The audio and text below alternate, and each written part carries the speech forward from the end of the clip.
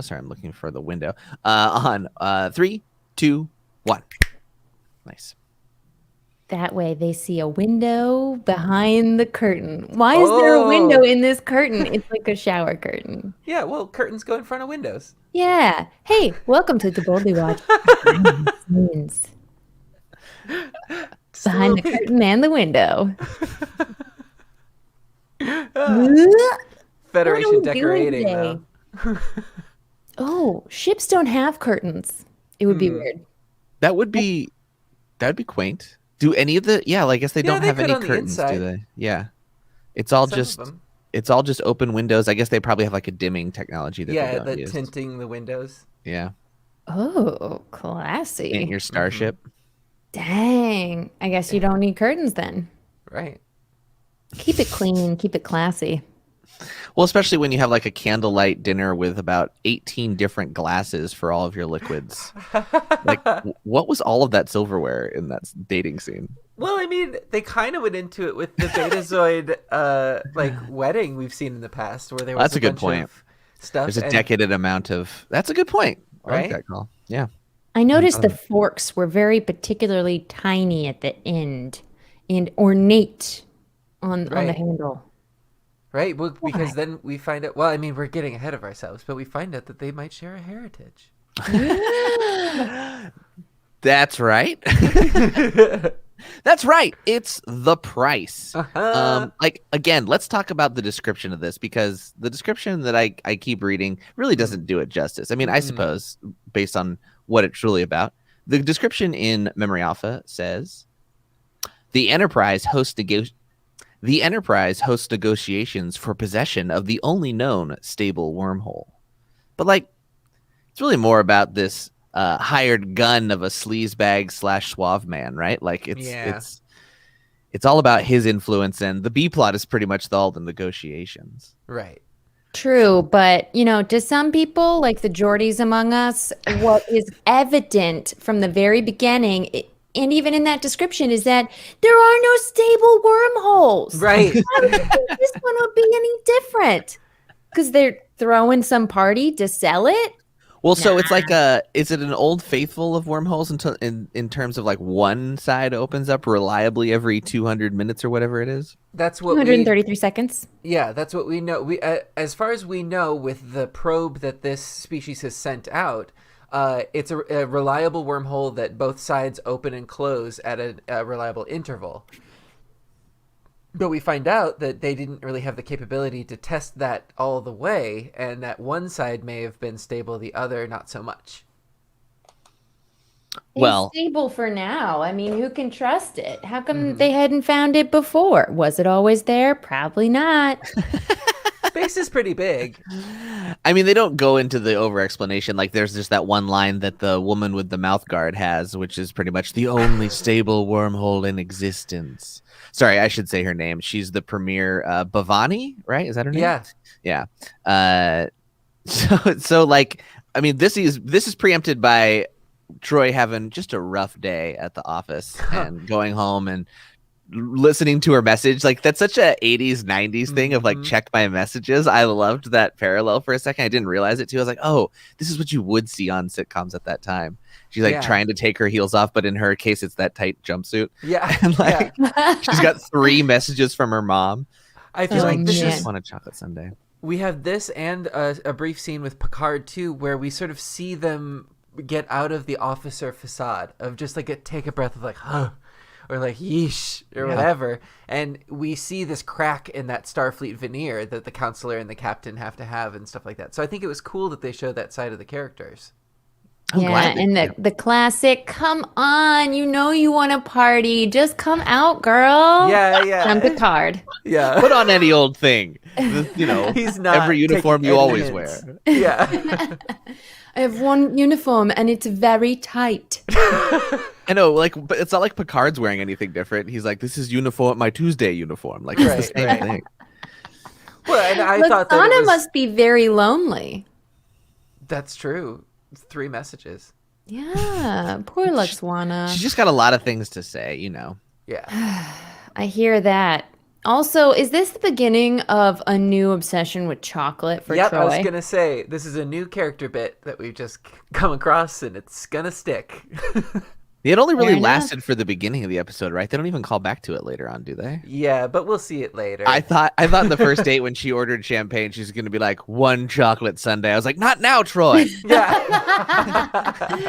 Listen, computer, I need real chocolate. None of Yeah. your healthy agave bullshit.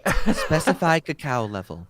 Right. What did the computer want her to do? And also it shut her down. It's like, no, nutritionally you're not supposed to. Like, wait a minute. But did it have an override or something like that, it said? Yeah, and it seemed like she was just talking to talk, you know. She wasn't expecting anything really to happen. Ironically, she's talking to her mom, right? It's Majel Barrett. That's so true. Oh, wow. Yep. Wow.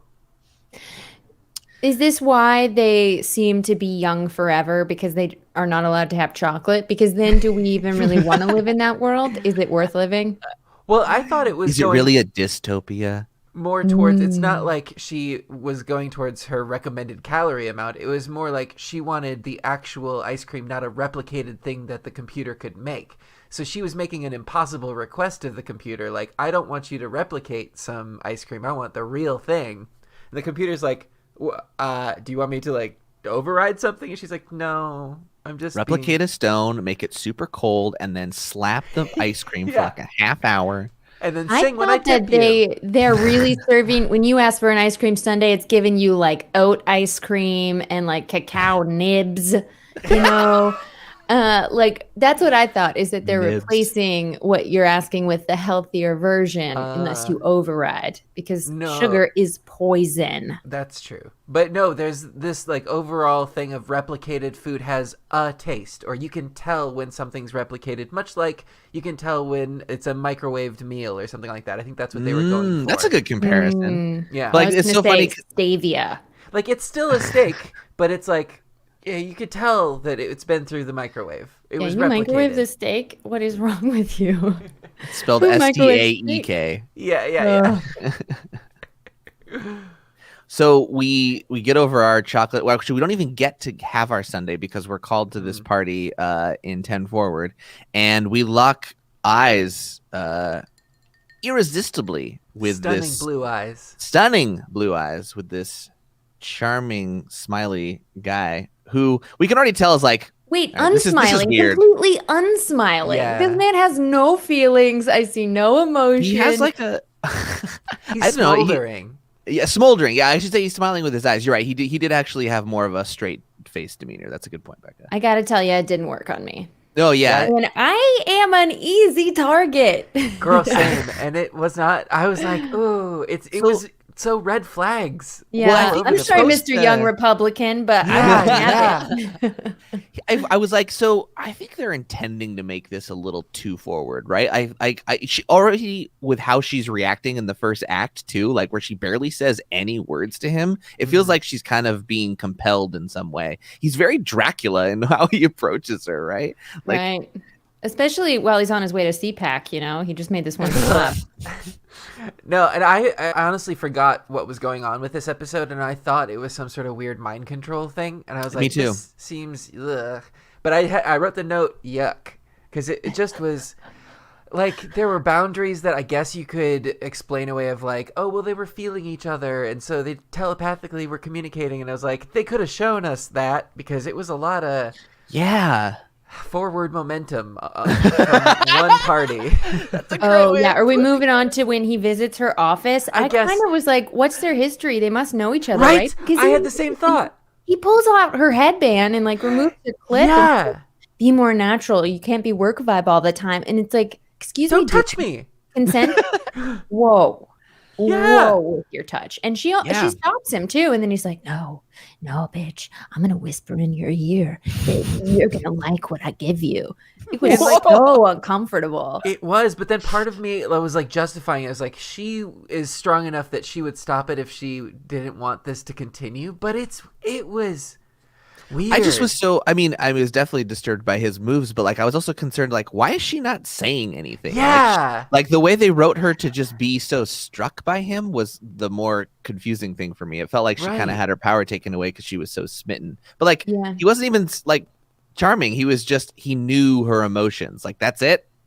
You like his eyes, and so I know you're into it. Therefore, I could just skip any sort of Yeah. seduction whatsoever. Yeah. I mean, I know this is supposed to be a seduction scene. I think it just is.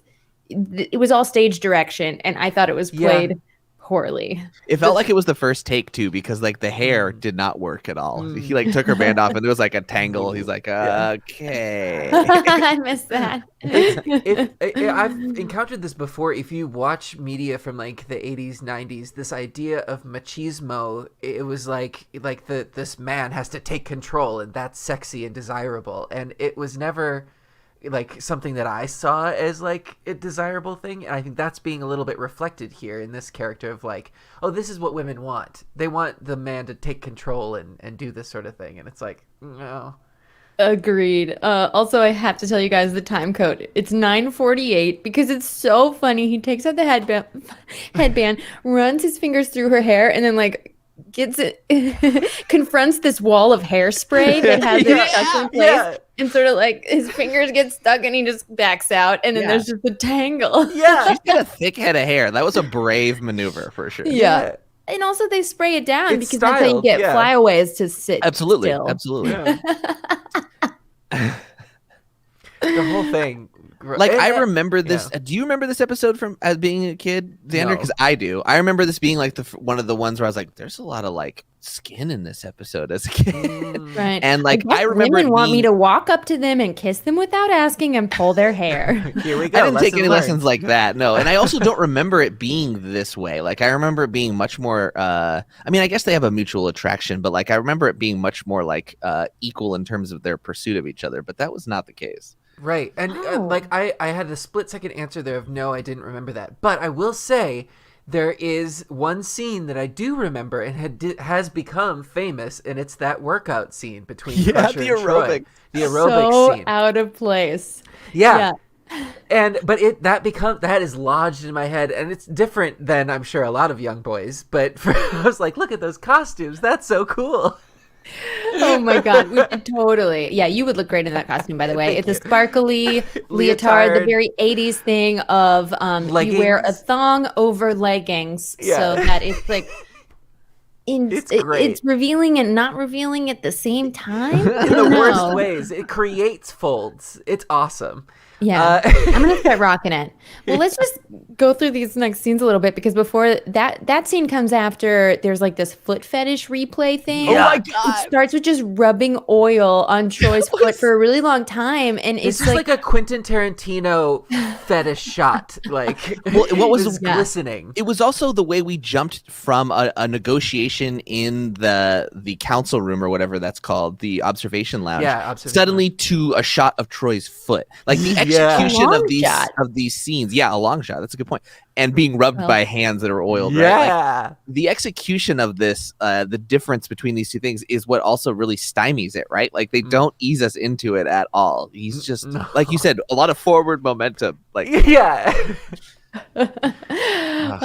we find out he is 1/4 Betazoid. He had a half Betazoid mother, as Troi is, and he talks about how he's actually shows vulnerability, which made me a little less off-put by the whole character in general in this scene, where she's in her peasant gown and she's let her hair down and.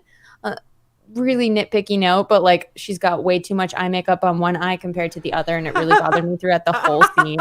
But he says that their Betazoid ability to read emotions can isolate them, and that's why he tucked his heart away, especially at the negotiating table. That's not all he. And I think this is where we get to the actual interesting moral choice of the episode of does using these Betazoid abilities to benefit a party, is that a moral gray area, or is it to benefit yourself or who you're working with, or when they started, like when he made that debate when he made that point to Troi on the bridge at the end of it, I was like, we've talked about this on Taboli Watch of like, oh yeah, what is the etiquette for her in terms of like revealing that disclosing is the word I was looking for, disclosing that, right? And this was like, I'm glad they kind of brought it up. Like on paper, I could see this being a really good episode, like script wise. Right. I just feel like the execution of so many very important things, namely the seduction, and like it felt like a 90s TV show between like the like, of course it's a 90s TV show. It felt like an episode of like Melrose Place, like just a few years too early, right? Of like the aerobic scene and the listening to the messages and like the repeated dates and like the escalation of the sex and stuff like that. It's just like, if someone came from that writing room and came into here for a season. But I checked out Memory Alpha, and there was, I believe, a producer who said exactly that. This is one of the best scripts on paper and execution. It was poorly done. Yeah. Yeah. Like I said, like I think the moral of this and like all of the wormhole stuff for negotiations is actually pretty intriguing. Like I liked a lot of the play of that. I was worried I was going to be bored. And to create a resource in space and have these negotiations like frontier negotiations. Yeah. Really cool. And the way that writer Michael Pillar that said that. Okay. Yeah. And Linda Snodgrass, I think, did this. Or did she? One of the writers. I was wondering if this was whose perspective the writing came from on this episode. It was a woman, but her name is Hannah. Hannah something. She has Hannah Louise Shearer, and it's directed by Robert Shearer. Different spelling. Oh, okay. No relation. No, they're married, just different spelling. Oh. Yeah. Oh yeah, he did say it. I should give his quote here. One of the best scripts we had. I think if you listen to that show and don't watch it, you can certainly have fun with it. I really thought it was a disappointing episode. It just didn't make it. It was not a great show. As far as servicing the character Troi, it was a quite wonderful vehicle, and she was marvelous. You know, this is another example of like Sirtis having to like do a good job with some crazy lines during their kiss. I think she had to say something like, apprehension can be fun. Anticipation can be fun. Yeah. And then kiss him again. I was like, that's the line they gave her. Yeah. That's it. There you go. Man. Yeah. But, and then the girl talk. Can we?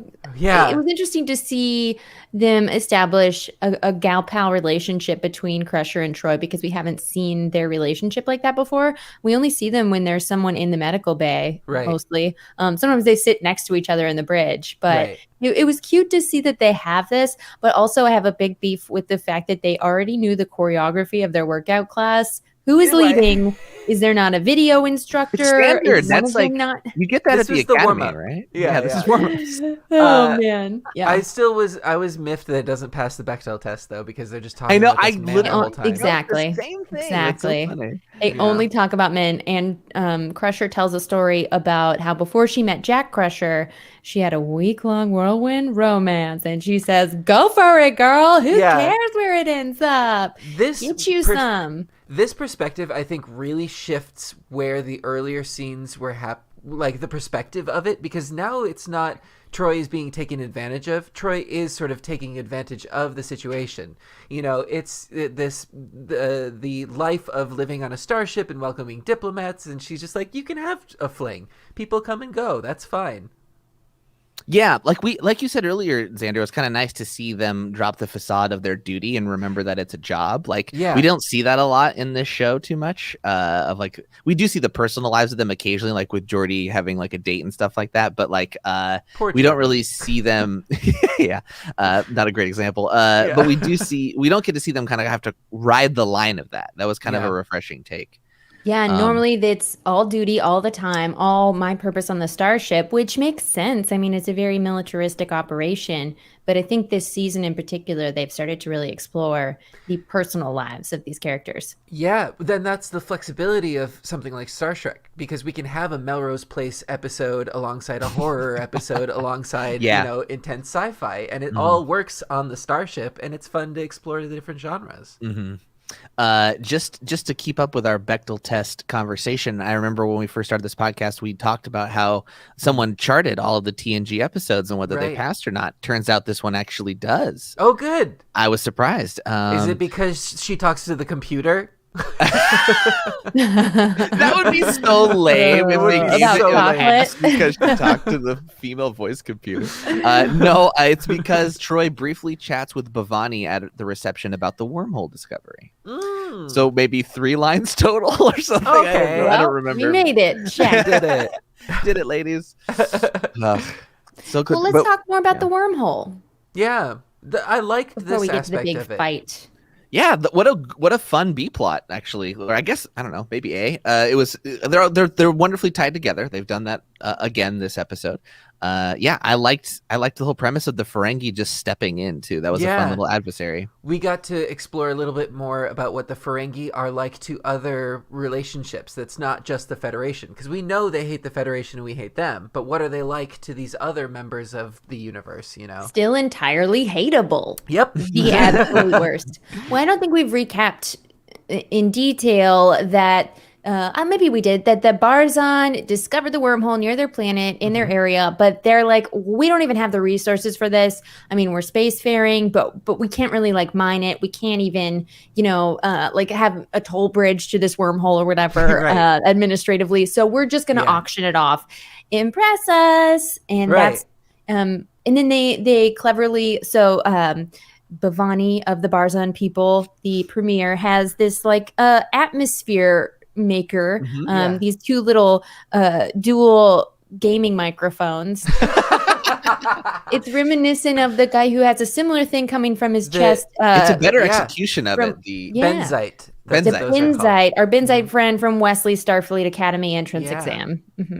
Exactly. And it goes to show that she even says, like, our planet doesn't have an atmosphere that could accommodate this, so thank you for having us on the Enterprise, which is a neutral ground for everybody.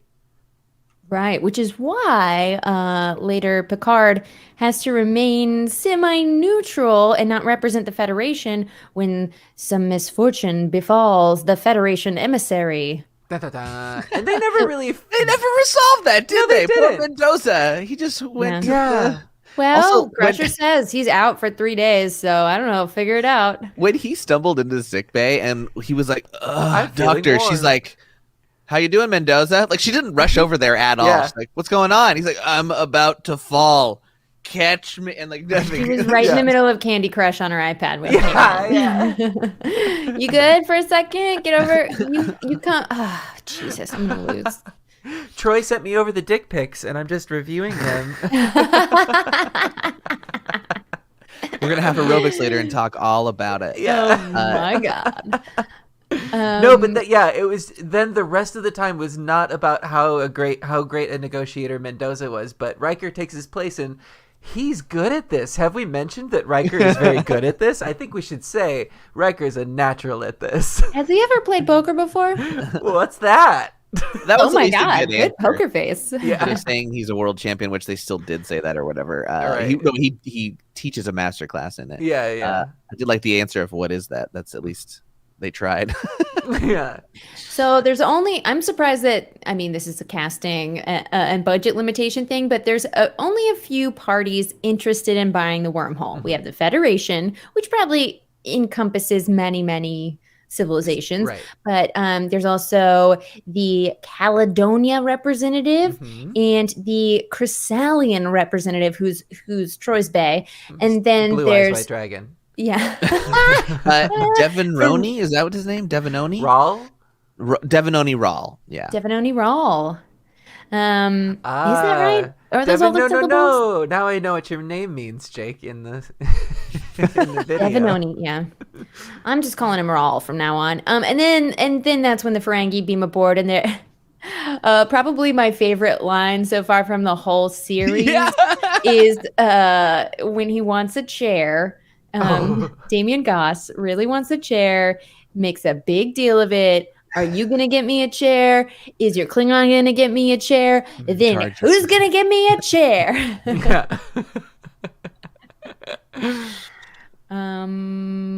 He gets Picard's chair. Spoilers. And In Picard a handled true that well. diplomatic gesture.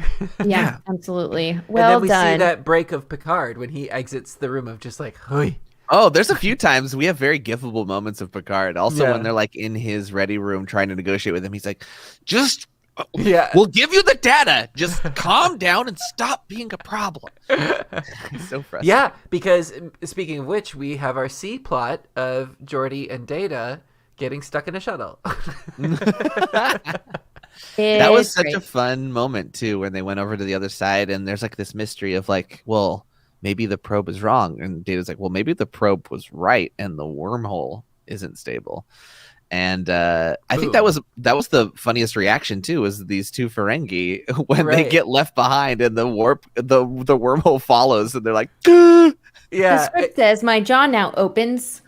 This felt like a soap take, like where you're waiting at the end of a dramatic moment for the cut to commercials, and it just didn't cut very well. But that was I thought it was better because it kind of like made them like a joke, a punchline. Yeah. They're like, they're fucked. Like, yeah. Also, they everyone is very cavalier about that. They're like, oh, they're lost and they're 80 years away at maximum warp.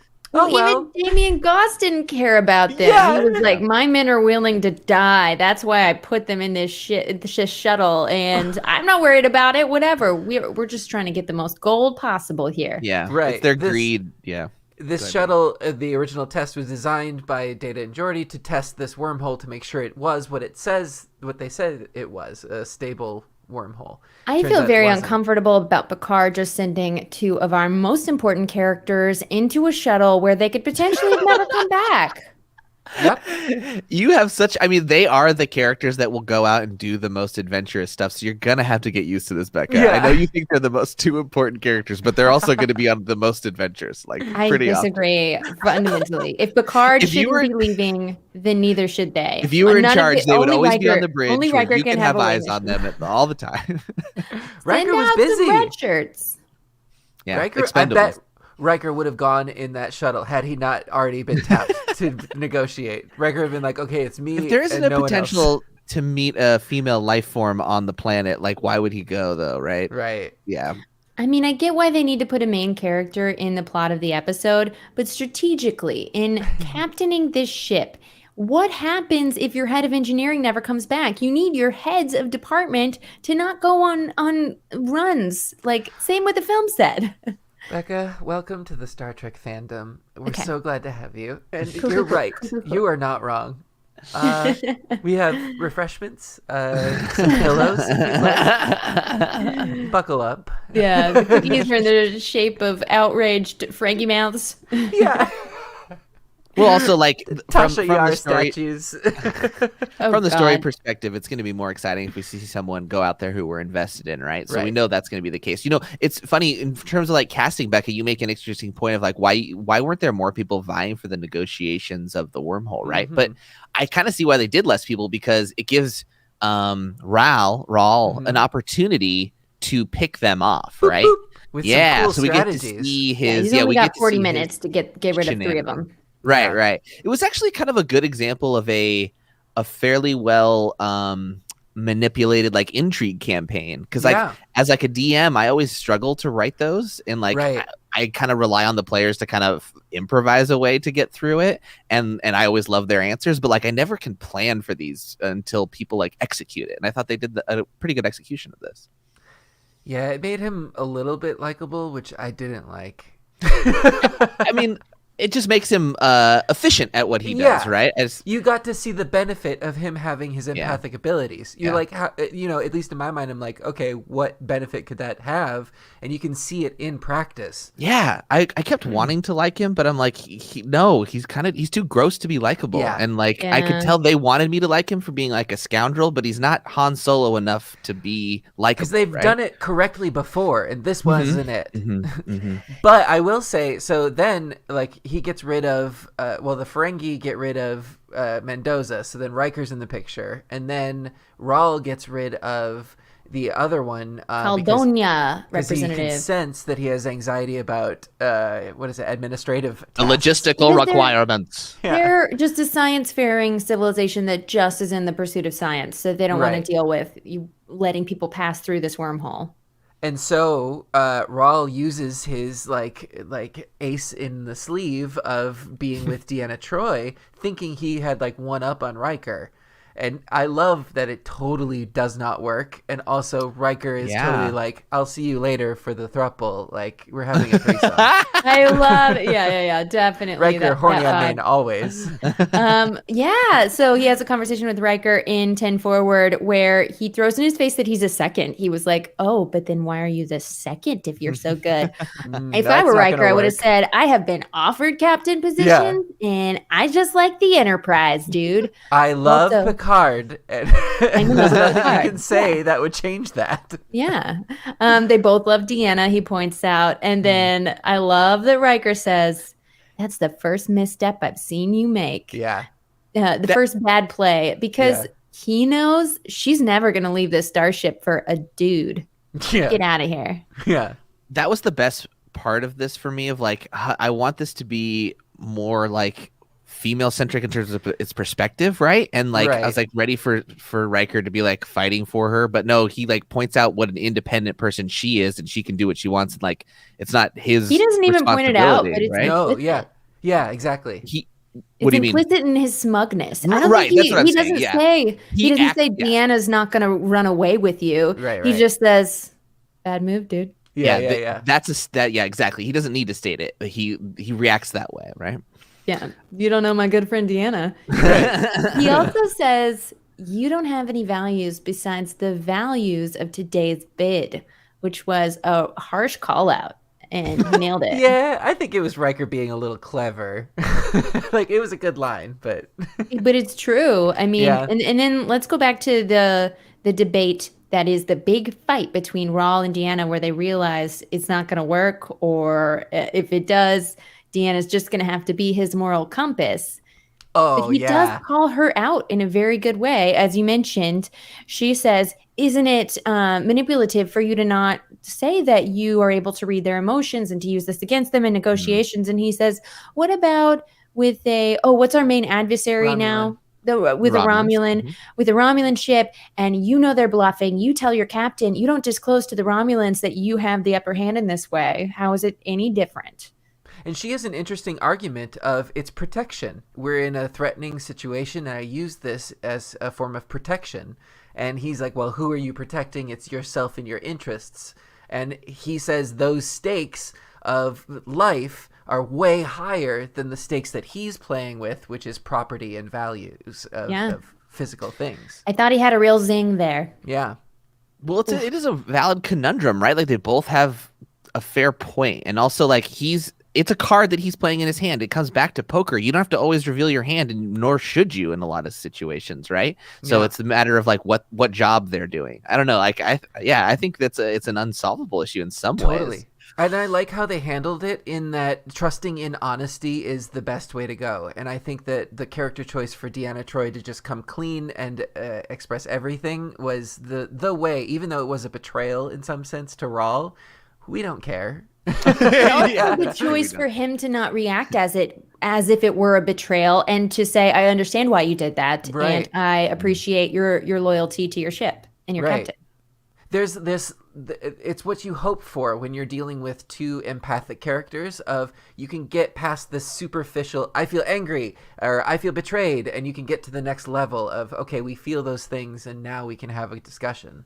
Very good point. Well, we should just recap for people the confrontation, which is the Ferengi being back to their ship, Damien Costa's, and he's like, you know what? I don't trust you. Why doesn't he trust Picard? I forget. Because their probes. The Geordi and Data come back, but the Ferengi probe does not, because they did not trust them to come back. So... Is that why? I thought even they before kind of that didn't happened. say. Yeah, like that. Becca's right. That's before that. I think they don't really go into it. Yeah, they just kind of freak out because they think they're not going to get the bid, right? It's because Raul lied to the Ferengi and made this deal. Yeah. And he lied and said, okay, you're going to pretend that you heard that the Federation already had a deal in place and all of this negotiation was just a front. It's already been decided. And the Ferengi are going to pretend they're upset. And that's when Deanna Troi senses no real stakes for the Ferengi. Right. Which Memory Alpha points out this was a whoopsie, because in Menage a Trois, she says the Ferengi brain cannot telepathically read betazoids. Or the other way around. Betazoids can't read Ferengi. Cannot. Yeah, the Ferengi brain cannot be telepathically read by Betazoids. I do remember something like that. Oh, you're right. I'm Maybe not. she- I didn't figure yeah. this out. Memory Alpha did. Yeah, I didn't notice that either. Good catch, Memory Yeah. Alpha. But you're right, Yep. because the gotcha moment that Rawl had was he was willing to commit to the deal before Geordi and Data got back from their expedition with the data, and Riker wasn't willing to make that commitment. Which really Rightfully would have so. blown up in his face because this whole thing didn't Yep. work out. It's an unstable So wormhole. Ral did win the negotiation, but he won a whole bunch of nothing, and I think they still have to pay out. And he's just a representative of the Yeah. Chrysalians. Yeah. Yeah, I mean, the if I were the Chrysalians lost, Chrysalians, really. Yeah. Yeah. I would just not write that check, right? I don't know. It's a little awkward. But we Well, see this in practice, though. Exactly what he was saying to Deanna.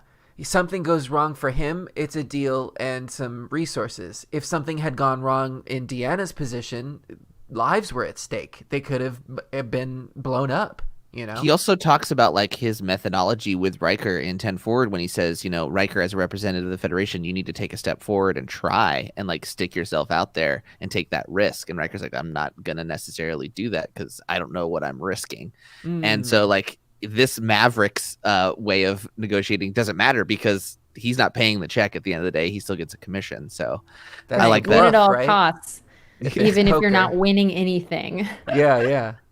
Even if the pot is empty. And so one more Memory Alpha tidbit since I actually read it. Sorry, Jake. I know you're our Memory Alpha No, representative. but- I don't need to hold that title. Please join me. It's open to all. We never find out what the Chrysalians look like because this is the only episode where they're mentioned. Right. But a deleted scene apparently says that Chrysalian women outnumber men 4-1. So maybe this shapes some aspect of Ral's personality. Interesting. What a ladies' man. I see. Anyway, I think still uncomfortable with his seduction Yeah. tactics. Yeah, Not it's great. just the execution just doesn't work. And I think like even though the script quote unquote is good, like a lot of the writing of the individual lines of their seduction still didn't quite work. Yeah. My note was interesting moral choices presented in a gross way. Yeah. I like there were executions that went well. Like they had some decent chemistry, and also when during the dating scene when she ordered champagne and he without missing a beat said for two, I was like, okay. Yeah. Right.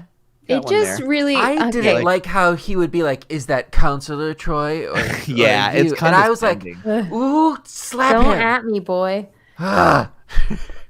Yeah, it just so Is this host Becca Scott talking now, or is shut this- up. It's the same person. Then the way Deanna Troi will constantly refer to ice cream, I'm going to keep talking about how I'm really obsessed with the show Outlander right now, and it's set in the 1700s. But one of the sexiest things about this very sexy show is that this Highlander from the 18th century always asks consent. He's like, "I want to kiss you right now. Can I?" Oh, hot. that's a It's smooth so move. hot. Yeah. It's so Yeah. hot. But it really is a call out of how social norms have changed. Even in a historical show, it's still abiding by our current cultural norms because that's what we find sexy, even though it's a historical anachronism probably. And not that the show does everything right. Yeah.